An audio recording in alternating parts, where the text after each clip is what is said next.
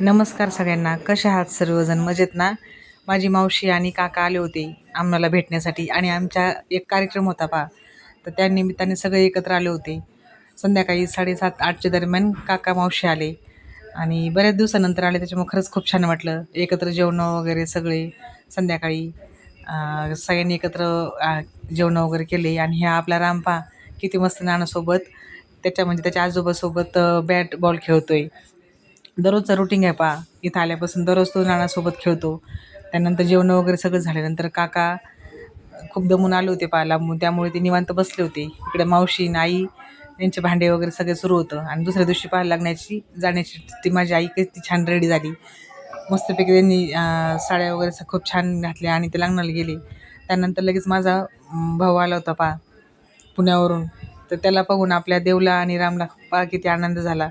आपला राम तर खरंच आनंदाने नाचतच होता. मला सांगत होता, "मामा आला, मामा आला." कसा वाटला तुम्हाला माझा मिनी ब्लॉग हे कमेंट करून नक्की सांगा. धन्यवाद.